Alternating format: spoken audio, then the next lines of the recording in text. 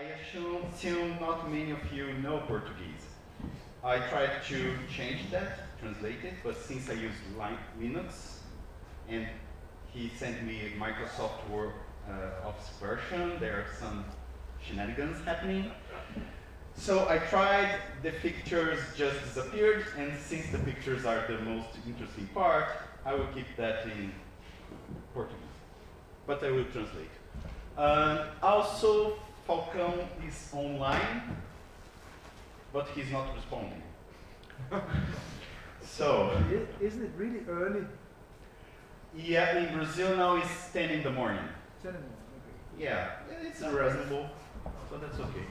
So what I will do is like, we will start, and the basic idea of this presentation is to talk a little bit about Brazilian Larp, and later have a discussion with Falcão and me as a translator for you to ask what is going on there, because I am now in Japan, not exactly in Brazil. That's okay? Yes. Okay, can we start? Yes. Okay. So, I'm still fighting with this. My name is Wagner Schmit. I am from Brazil, currently living in Japan, doing research about role-playing games there. But that's another conversation that I hope to make in another Knutpunkt. And this presentation is based on the article that's in the book also, but we want to go like deeper in some aspects. The name is New Tastes in Brazilian Larp, from dark coke to caipirinha with Nordic ice. Caipirinha is a really, really tasty Brazilian drink. I recommend you. So, why this? Well, the first LARPs we had in Brazil in the 90s, they were vampire LARPs, all dark. And from the United States, Vampire the Masquerade. So, here comes the Coke. And we had some humors of people playing LARPs in '92. But then we started to have like RPG conventions, people playing LARPs in conventions, but really, really basic stuff. Just gathering the friends together, putting some black clothes, and painting the face with white makeup and stuff like that. Some Brazilian groups started to form, like Brotherhood of Ideas, Megacorp. The first buffer LARPs, they were not so popular in the 90s, but in the 2000s, it became a thing. And it was a hobby. Like, usually tabletop players started to do LARP also. And as the popularity of tabletop began to drop, also the popularity of LARP also dropped. And we don't have much documentation. What we have is something like this. So, these are some of the photos of Brazilian LARPs, vampire LARPs. And oh, we had Mark Hagen in '94. It was cool. And as you can see, it's all really improvised. Most of this is basically all the Nosferatu that I knew played like this, just bandages and stuff in the face, and okay, you have a Nosferatu. So, very simple. Okay, and also the same for buffer LARP. We have lots of space, but Brazil is really hot, so as you can see, not so many clothes, because otherwise we would melt. And it started with LARPs, with histories and plots and quests and stuff. And today people there are some groups that, okay, we started LARPing, but we realized that we just like to beat each other, so we'll keep just with that. So, one interesting thing happened. As I say, most of the LARP players were tabletop players. And we have these small conventions, gatherings of tabletop RPG. and we start to improvise LARPs there. And, well, since they were in conventions, they must be simple LARPs, so the character sheets could not be the ones that we used, like GURPS and Vampire and stuff. So it was basically name, objective, oh, you have to find in the X-Files LARP who is the alien. So, very simple, kind of free-form, kind of. So, and we used the spaces available. So these LARPs, these two are like lead times. It's based on the time that Brazil was a dictatorship, and the problem was that this was a cool mechanic in this LARP. This guy with the white shirt, he was a revolutionary. But the player had a problem. The player had to go home early. So at one point of the LARP, the police officers came, took him, and the guy went home. And the rest of the players were like, oh my god, they really took him. He disappeared for the rest of the LARP. Oh no. So, simple mechanics, simple stuff, but it was interesting. Many adaptations of movies and series like Matrix, X-Files, and so on. And also trying to use tabletop systems like GURPS. So this LARP, they try to make character sheets in GURPS style with the GURPS system, but in the end they throw out the characters and just done with the history. Okay. But after some time, in the 90s, the popularity of LARP declined. And also the tabletop. So less conventions, less meetings, less LARPs, but some groups still played. And in 2005, some things started to change in a good way. Some cities started to do funding to LARPs, like as a cultural form. So we started to have LARPs in libraries. And this is really good because in Brazil, most of the LARP and tabletop players, they do not have much money. And it's hard to find locations.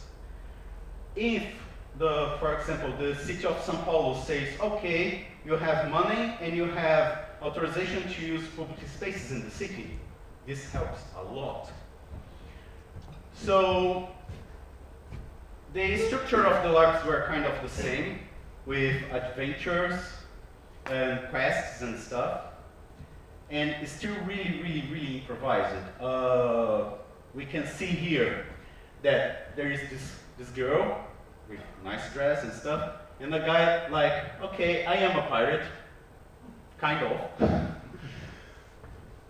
But it was still fun, and also kind of mix it with educational projects, because, well, we are receiving funding from the city, so we have to make something back. So usually, okay, let's do a LARP about Brazilian literature and stuff like that. So here we start to see that the many LARPs, different kinds of LARPs starting to happen. And this brotherhood of ideas became kind of a LARP factory. Okay, this library wants this kind of LARP, we'll do this. Like here, they were making a LARP about the culture of northeast of Brazil. So they done it. Some LARPs with more preparation, some LARPs with less preparation. Basically dealing with the resources available at that time.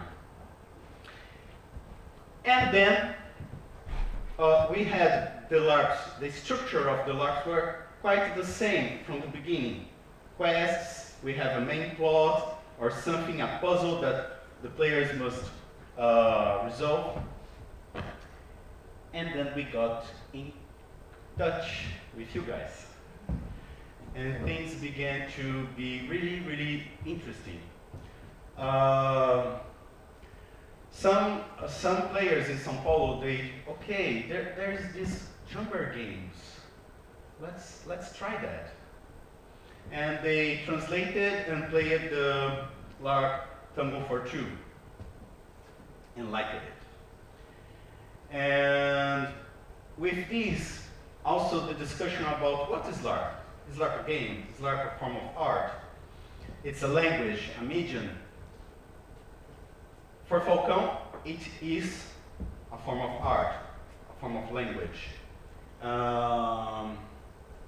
And he uses this to get more funding and more support from the city and to do more different discussions with different players about, okay, what kind of different game can we do? Not just do the games that you guys designed, but let's also design our own games in our own style. And this started to make people discuss, okay, let's change the idea of what a LARP is. So in the beginning, we had some definitions like this. Live action, that was what we call it LARP, live action role-playing game, or for older players like live. Live action is a variant of the RPG that closely resembles theater of improvisation. That was a definition for a long time that was in the site of Brotherhood of Ideas. And we had this definition from Eric Maitland and Lars.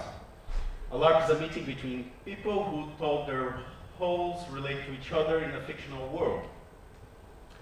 And in the promotional material of the LARP, the clinic, LARP is both a game of representation and a kind of participatory art. It can resemble theater or performance, but it's not meant to be seen, but to be experienced.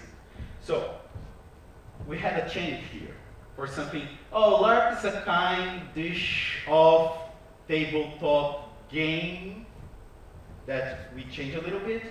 No, it's something different. It's another story. And with this another story, another format. This was a LARP I really wanted to play.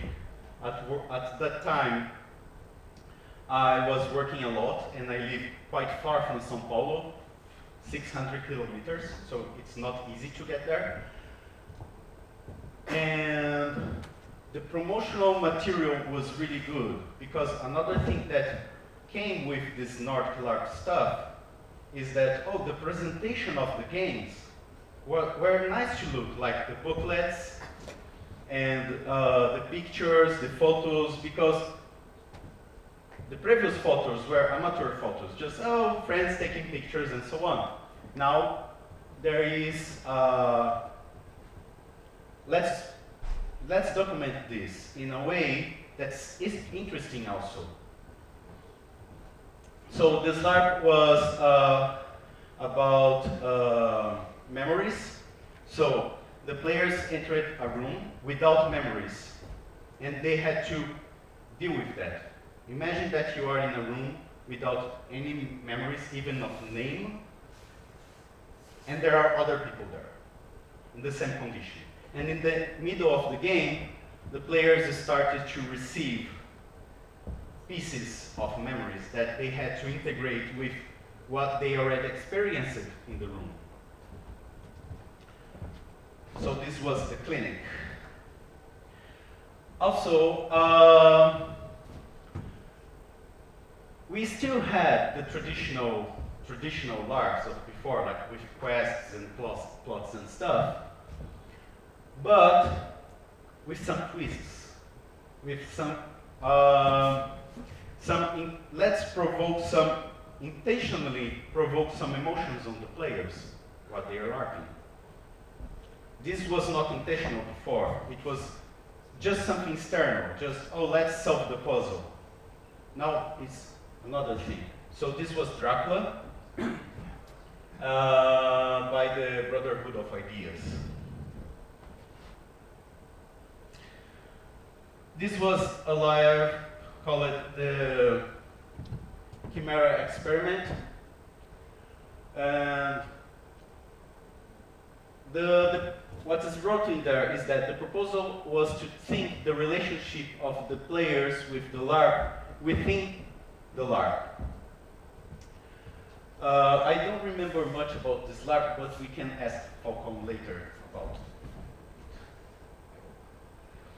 This is Head Hope, Land of the Dead. It was our most production-heavy LARP. I also could not play this, unfortunately. The history is the last LARP of a series. So, Earth is dominated by zombies, and a group of scientists must go to Earth to release a virus that will give a solution to the zombie problem. And as we can see, there were lots of special effects like lasers and stuff. But this was not an action LARP, because as soon as when they went to Earth, the starship crashed, and they knew we will die at some point. And the LARP was playing with this terror of, okay, it's not a question of what will happen, it's a question of when it will happen and how terrible this will be.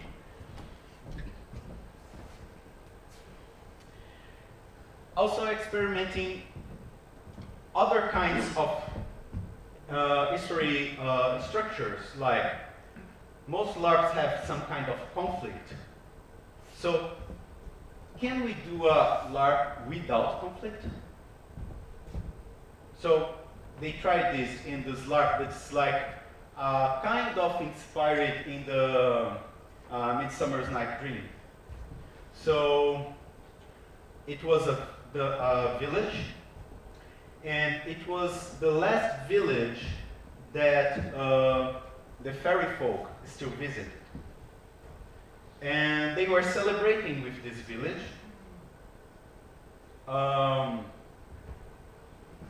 In many different ways. So there was no antagonism between the players and the history. They were just playing in a sandbox in the LARP with their relationships. This was the Green Aggressive this year. So this LARP, indeed, it was in the middle of a museum and a exposition about also histories. So there is something in Brazil called cordel. It's like popular histories. And this LARP played with the cordel and the Green Brothers histories. So we kind of mixed both.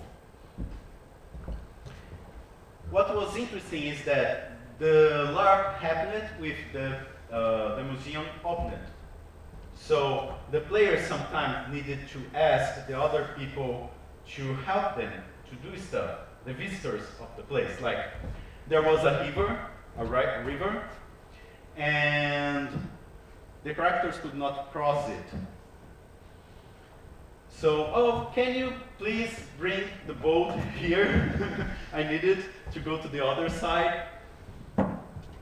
So there was all this interaction between the players and the public of the exposition.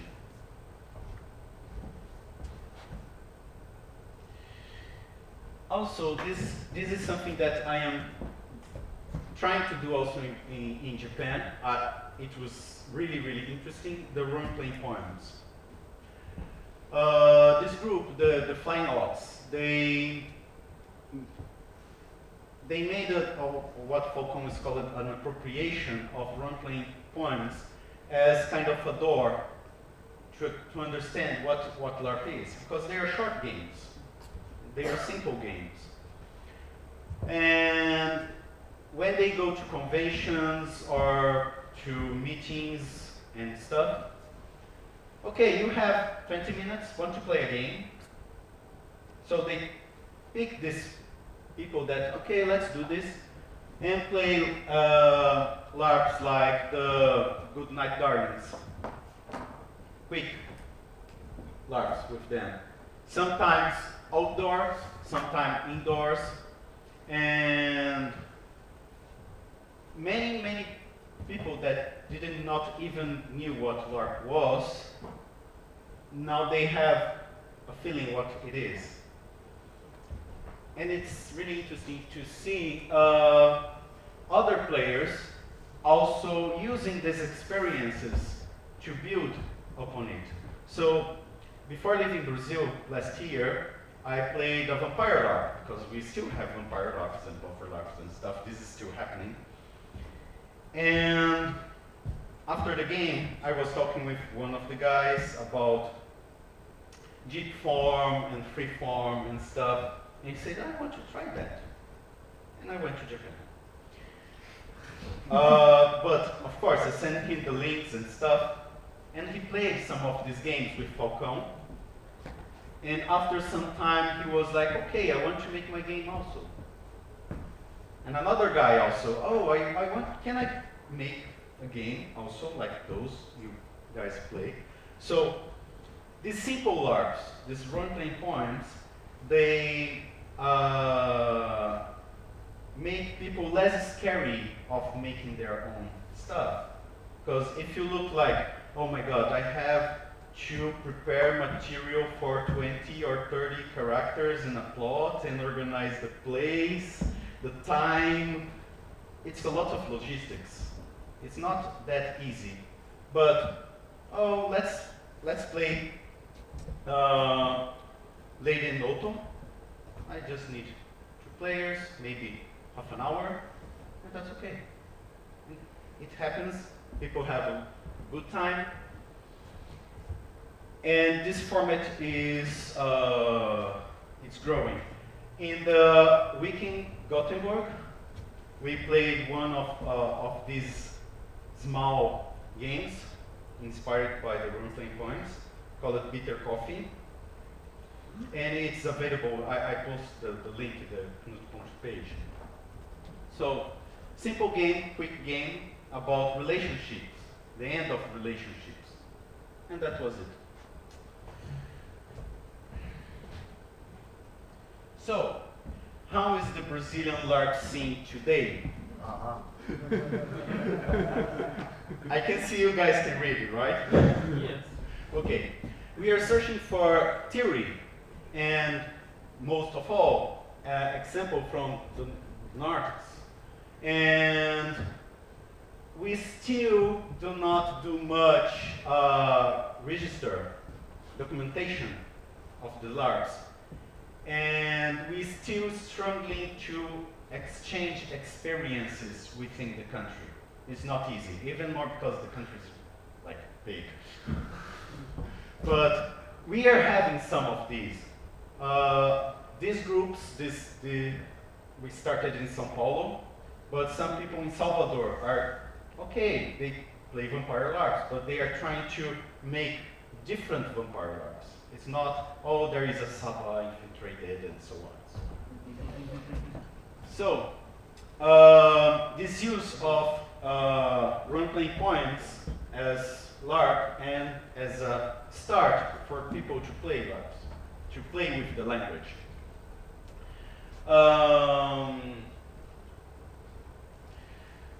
An option for role-playing poems and free forms was motivated by among other things, by material stuff.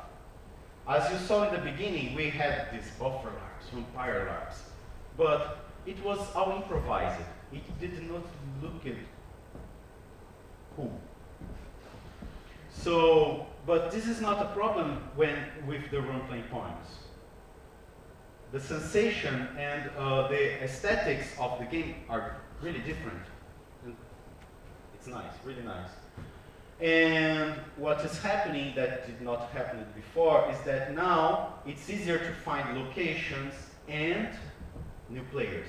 That's really cool. Another thing that is happening now that is also really interesting. As I say, in the ending of the 90s and the 2000s, there was a decline on role-playing games in Brazil, tabletop. But it's not that the public is not growing much, but what happened is really interesting. We are moving from like American stuff, and we are starting to make our stuff. And there is this dialogue between the people producing indie games in Brazil, indie tabletop games, indie board games, with people doing Larp, and exchanging design ideas and motivations. We had this meeting called Lab Jogos, lab games. It's basically, okay, let's sit down and exchange all this. What you're doing, why? Okay, I'm doing this because of this. So the community is starting to organize, but it's still really, really loose. So, both for Larp and Vampire Larp still exists. But they, as I said before, they are drawing, based on all these examples and inspirations, in new stuff. Like the people in the south, in Calderon, there is this opera of vanities. It's a really interesting vampire larp because they basically, okay, we like vampire larps. They like the looks. But let's do something different with this. Let's play more, not with some external stuff, some puzzles, but let's play with the emotions, and it is working. It's really interesting. And it's growing out of Sao Paulo also, like in Belo Horizonte and Minas Gerais, people doing different stuff. And people still do the same vampire larps from 20 years ago.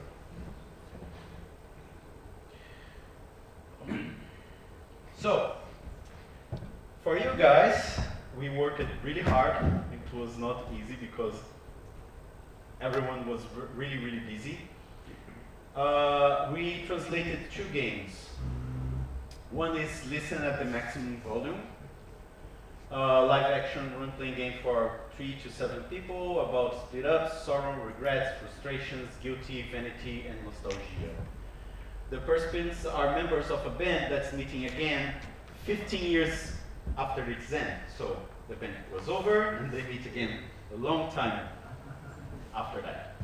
In a reunion that will bring out repressed anger and past joy and give rise to expectations, grudges, and the opportunity to forgive and retry. I still have to play this live. It seems really cool. The other one is the Bitter Coffee, a live role-playing game about departures and the importance of other people in our lives. Okay, these are some photos of some of the LARPs, and this is interesting. The role-playing poem format allowed us this, like people in the bar, like okay, let's play, and they just play it, like the listening of the maximum volume in the middle of the bar.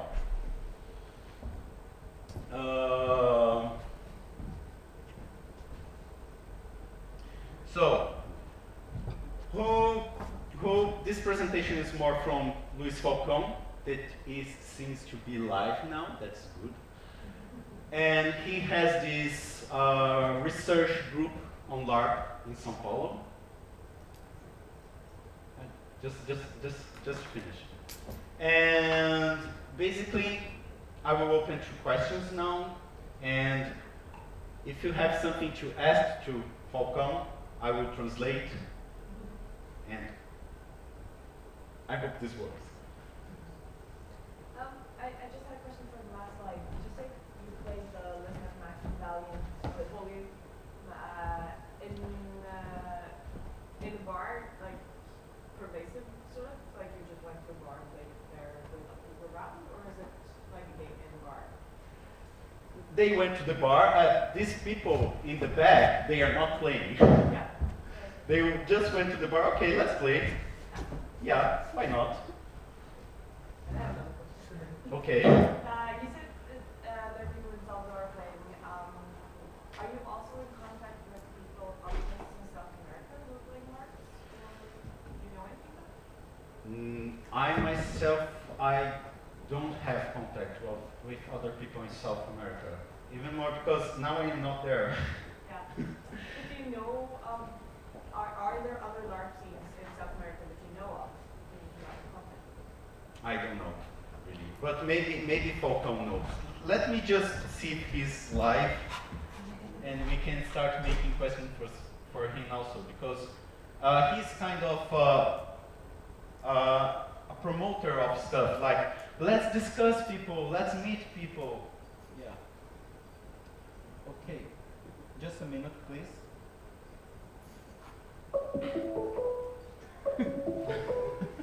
Hello.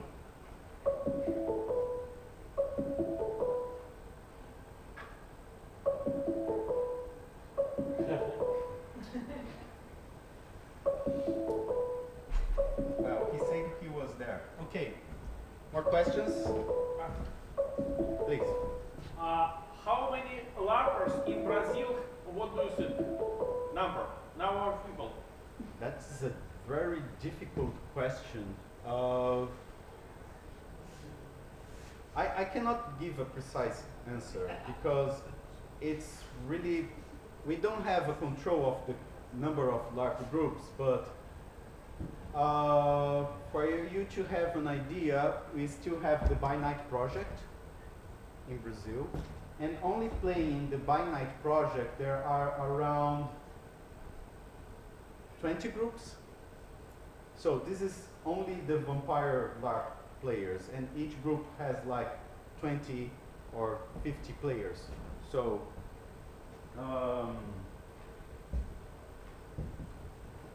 if I would give a number, maybe 2,000 players, around-ish. Who else? Questions? Yes? I know this is a Nordic thing, but how does the scene in Brazil look like in the sense of post-apocalyptic games, military simulations, airsoft LARP? Do you have things like that? Well, we had the Red Wolf was kind of that, but not much in that direction. Because this paintball airsoft stuff in Brazil is really, really expensive. Really, really, really expensive.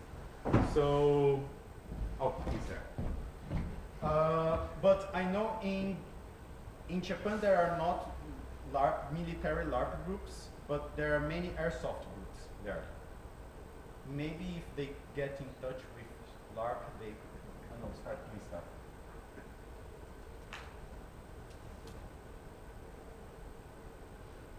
Okay. Let's see if this works now. More questions? What he is going online? Yes? Could you describe some of the Brazilian LARPs that are influenced by Brazilian history or Brazilian fairy tales or Brazilian stuff? So I don't mean, say, Vampire the Masquerade, but something that comes from the Brazilian tradition, especially. Okay, we had this. Just a moment. Where is the presentation? Well, we have some LARPs. For example, this one in the corner. It's based on Brazilian culture. So it's like we had in the northeast of Brazil something called cangaceiro. Cool. Thank you. Oh, he's there. Hello. Hello. Wow. Can you see the people there? Okay. Hey. So now we can make questions for him also. I will not stamp at the front. Can you hear us? Pode ouvir a gente? Consigo ouvi-los. Ah, bom. He is listening to us. Ok. Eles perguntaram para mim alguma coisa sobre LARPs com influência da cultura brasileira. Você pode falar alguma coisa sobre isso? I asked him about your question. Já foi a apresentação, Wagner? Já? Nossa, que começou? 40 minutos atrás. He's asking if I already gave the speech, and I said yes. 40 minutes ago we started. Bom, a gente lá é influência da cultura brasileira, né? É difícil assim prestar, né? Nos anos 90 e tal. Mas o primeiro lá que eu comprei das ideias foi o sobre a ditadura militar, né? O Luiz e Times, que tem esse chumbo. There was this LARP, one of the first LARPs that I showed, that was the lead times, and it was about the Brazilian history, the dictatorship history. Quer mais? Depois, dentro da Companhia das Ideias mesmo, né, que é o grupo mais relevante, houveram temáticas nacionais abordadas, né? Então, na apresentação, acredito que tem até o Live com Gasto, né, que é o Arraiate Assunção, que aborda temáticas regionalistas, né, em certas partes do país. So this brotherhood of ideas, this LARP making group, and they done many LARPs. And many of these LARPs were about local culture, like the history of a certain part of Brazil. And that picture that I showed before was about the cangaço. The cangaço is like, they were like thieves and murderers and killers and stuff, like bad people. But at the same time, they also helped the population. So people had a mixed feeling about them because they fought against the government, the oppressing government, and helped some villages, but they attacked other villages. So there were some LARPs about this in Brazil also. More questions? No? Tem uma coisa, Wagner, legal de te colocar. Fala. Apesar de ter LARP, né, com temática especificamente brasileira, né, eu acho que a influência da cultura no LARP ela vai para além disso, né? Então, uma das coisas que está citada no artigo é o tal do Knutpunkt, né, do dogma do LARP americano aí, né, do não top. No Brasil ele nunca pegou, na verdade, né? Ele vem com os manuais de regra e tal, mas ele é substituído por essa coisa da cultura brasileira de sim tocar, sim chegar próximo ao outro, né? Em alguns casos você dá problema.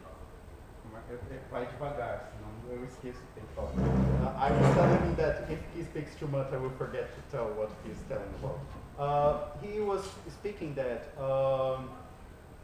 it is not just making LARPs about Brazilian culture, but what was really interesting with this relationship with Nordic LARP, and what we kind of started even with the vampire LARPs, was like breaking with some stuff from the American culture, like, oh, in vampire LARPs, you do not touch. You do not touch in LARPs, okay? But Brazilians are touchy people. You need to touch. So we changed this. Okay, you can touch, but be careful, please. So we kind of started to do some changes in the beginning, even with the American heavily influenced LARPs, and getting in touch with the Nordic LARPs, we realized, okay, we can broke even more. That's what is nice. We are feeling more free to make our own stuff in our own way. That's why the caipirinha with some Nordic guys. Your question? I was just wondering, in one of the first slides, it was a picture of a LARP from 1999, which was called Kosovo. Yes. Was that about, like, Kosovo think it was about the Balkans. What was the, sobre o que foi o Kosovo? Você lembra? Do Rafael. Aquele Larp de GURPS. Esse lá foi 29, né? O Kosovo era uma reunião de políticos importantes das Nações Unidas tal, para discutir o caso, né, o conflito de Kosovo. Então tinha representantes, delegações de outras partes do mundo, né? Inclusive o Rafael, ele voltou a esse quadro, ele veio nos contar sobre esse Larp esse ano, porque os alunos dele, ele é professor no Colégio de São Paulo, né? Os alunos dele foram participar de uma simulação da ONU, que é um Larp, né? Acho que eles não chamam assim, não dão esse nome, mas que é um Larp. E ele se lembrou desse Larp que ele organizou em 99 no encontro de RPG. He was telling me that this Kosovo was LARP in 99, that we had to get to know that not so long ago from another Brazilian that organized it, Rafael. And it was about the Kosovo issue. So the LARP was basically delegations from countries involved in the conflict and other countries to discuss what was going on there. And he told us about this LARP because he is now a teacher, a history teacher, and he uses LARP in education. Indeed, he also have a dissertation about RPG in education in Brazil. And his students, they were going to a ONU meeting simulation, LARPish stuff. So, oh, I remember this, and he told this story to his students and to us also. More questions? Yes? The question about if there are other LARP scenes in South America. Oh, yeah. Luiz, você sabe se tem outras cenas de LARP na América Latina? Eu não soube responder isso. Nossa, cara, eu procurei exaustivamente, né, durante o tempo que a gente fez o NP LARP e eu não encontrei. Recentemente eu encontrei uma referência a um grupo na Argentina que fazia live de vampiro, mas nenhum material a mais. Então, realmente, na América Latina, que pratica LARP, eu só encontrei no Brasil. Okay. He said that preparing the material for the guide that he produced, a small guide about what is LARP, where there is LARP around the world and stuff, how to make your own LARP. He's really tried to find materials about other LARPs in the Latin America. And he found one reference to one group of vampire LARP in Argentina. That's it. But not material or stuff, just that. So as far as we know, it's only Brazil. But here I will just go a little bit beyond what we say. I am living in Japan now, and if you search the internet, you will see many American blogs like there is no tabletop RPG in Japan, or people don't know what tabletop RPG is in Japan. And I go to a cafe, a daydream cafe, as a place to play board games and table games. There is a whole wall of books of role-playing games, Japanese and translated from other countries. So I think they are there, but we still did not find them. For me, for example, the discovery about the Nordic production was also by luck, because I was starting my dissertation, and one day my advisor breaks in and says, oh, I found a book that is maybe related to your research, because he did not know much about role-playing games and stuff. But it is from, I think it was the book from 2000, the BRAC, Beyond Role and Play. And I looked, oh my God, what they are doing there. So, but before that, I did not even imagine this was happening here. So maybe this is happening somewhere else, also in South America. More questions about any of the specific photos or the LARPs, the new LARPs they are making? Yes? Oh, you can do just yes. Okay. Okay, sure. As far as I know, there's a very interesting theater tradition that developed in Brazil called forum theater. Is that something that you can employ in LARPs? Because I know it has been used in some Nordic LARPs. Wow. Wow. The what? Augusto Boal. Yeah, Augusto Boal. Vocês usam alguma coisa do Augusto Boal nos LARPs? Tem alguma influência do Augusto Boal nos LARPs brasileiros? Fórum, teatro... Theater of the Oppressed. Ah, o Oprimido. teatro do oprimido. Teatro do oprimido. Theater of the Present, né? Isso. Desenho de teatro fora e outras coisas, né? E Então, a resposta é isso com os grandes diretores, né? A gente não tem nenhuma relação aqui com o teatro oprimido ainda. okay, he told that okay, it's a bit embarrassing, but we don't have any relationship with that yet. Yeah. Yeah. Yeah, and this is really interesting because, for example, I was not from Sao Paulo. I am from Sao Paulo, but I was living in Londrina for a long time. And in 2005, I had a project of LARP with teenagers from the slums. Not LARP, sorry, tabletop RPG. And a friend of mine that also played RPG and LARP, he was doing work with Theater of the Oppressed. But he did not mix it stuff. And we talked about that, but I also did not, I know something of the theory, but I did not use it. It happens. Well, more questions? Yes? You said that you had 2 LARP scripts. Are those the only 2 LARP scripts that you have made so far, and do you have plans to make more? I think I can answer that. Those are the 2 LARP scripts that we have in English. Yeah. The plans are to make more. As I said, there are many people making stuff, trying new stuff. So there was, but as I said, at the same time, some of the LARPs are not that well documented. There was this really interesting LARP called Blind, based on the book from José Saramago, Blindness. And yeah, and it was really interesting.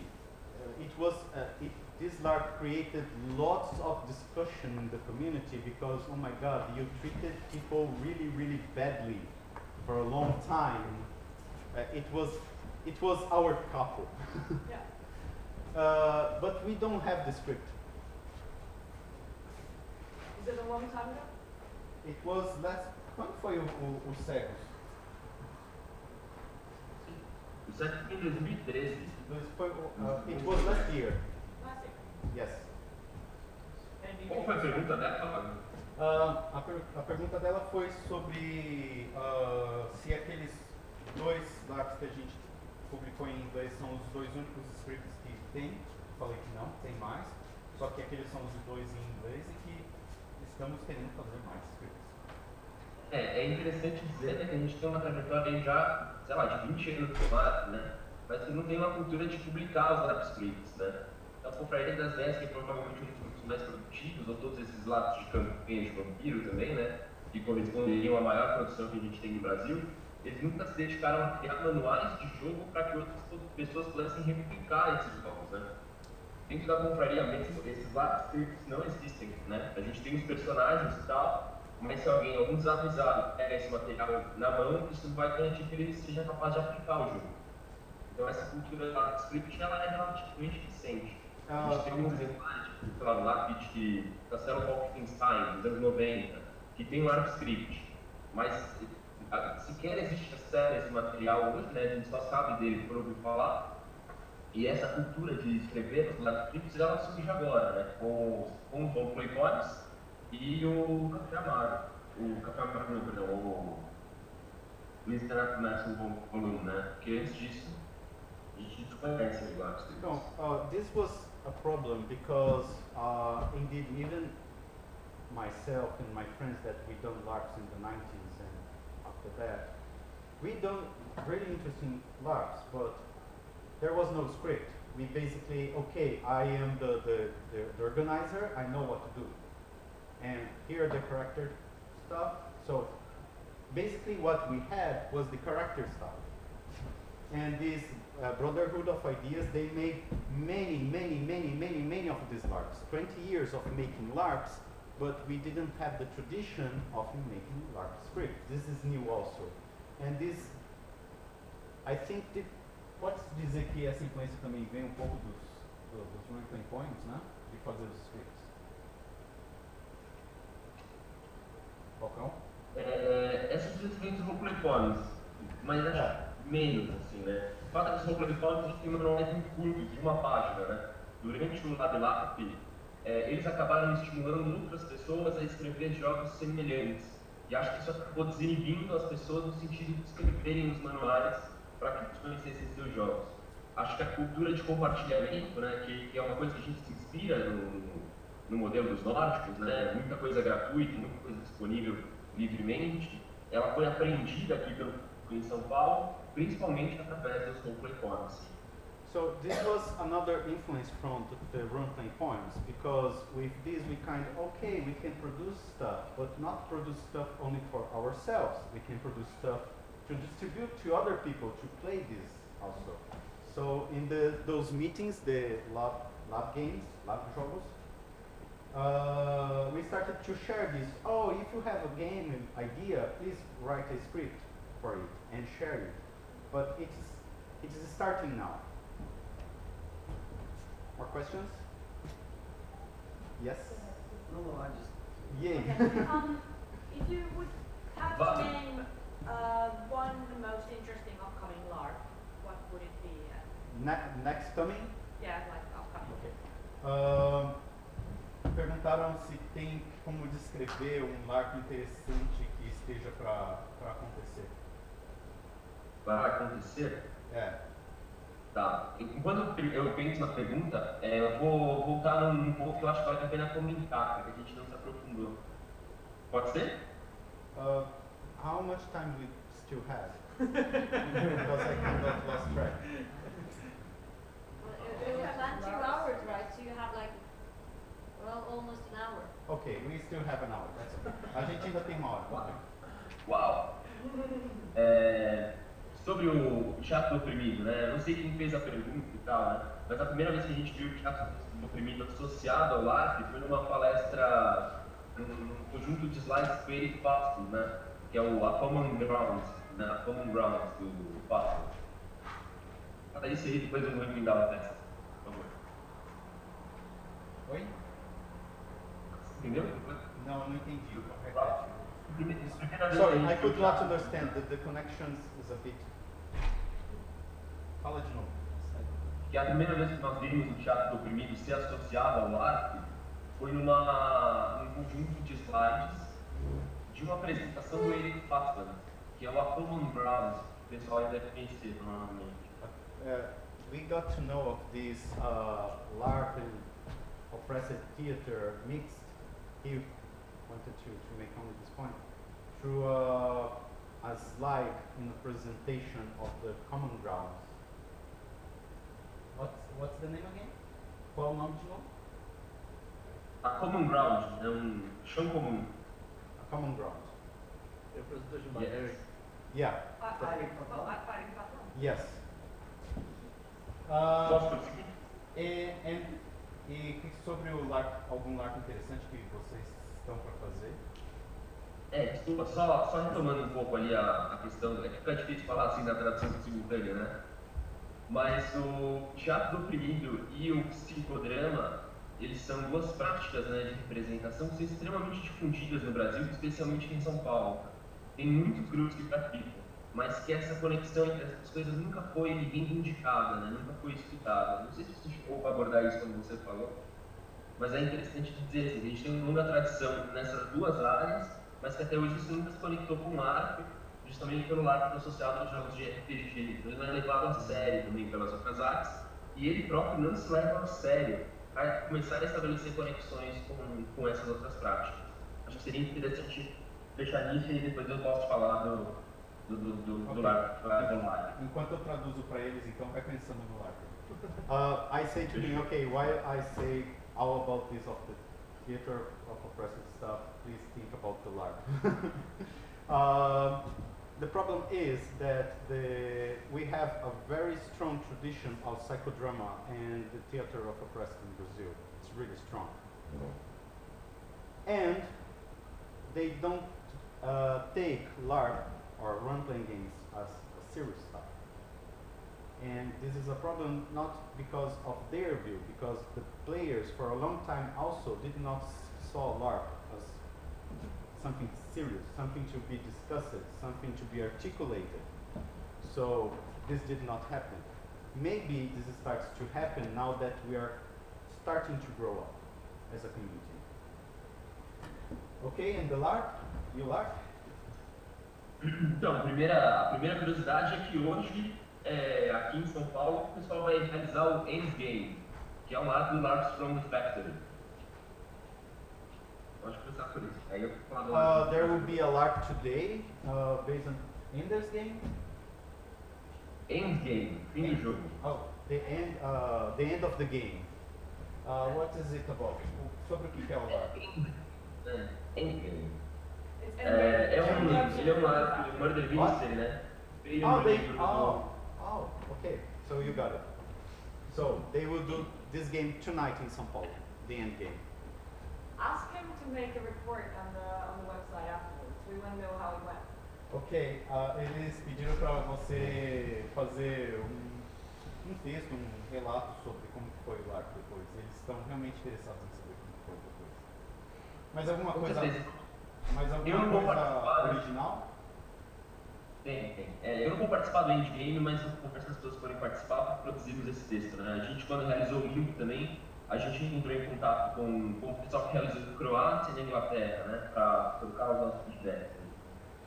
A gente tem um próximo LARP aqui em São Paulo, que é sobre temática robôs, né? Na biblioteca Ricardo Correia, que é uma biblioteca de literatura fantástica, onde a gente faz a maior parte do dado da Conferência das Ideias.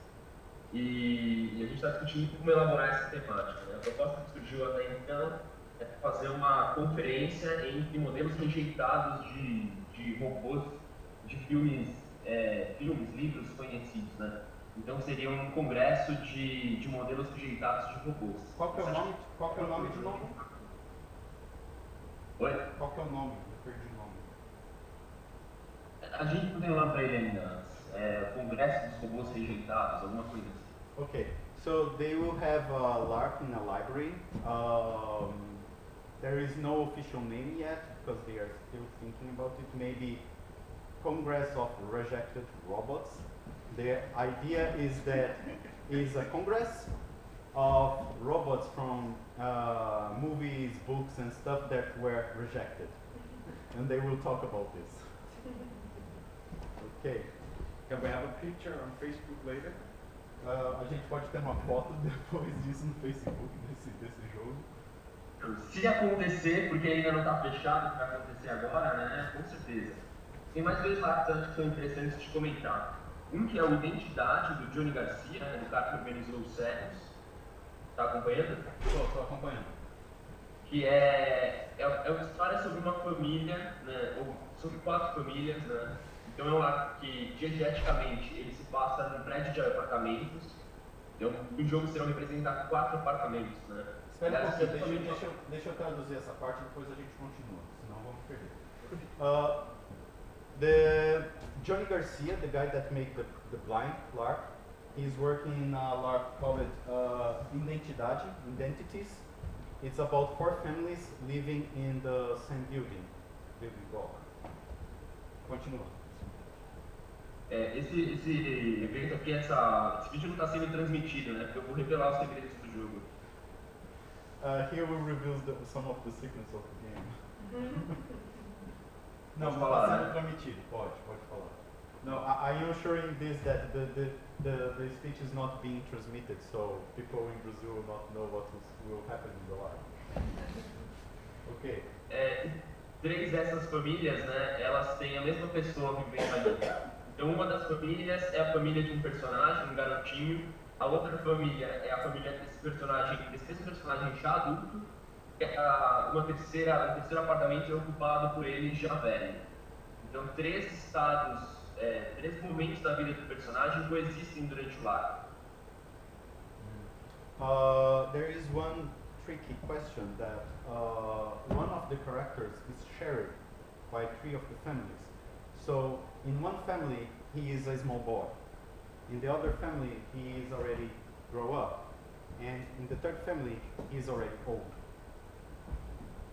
Is it the same player, or is it different people playing the same character at different points in life?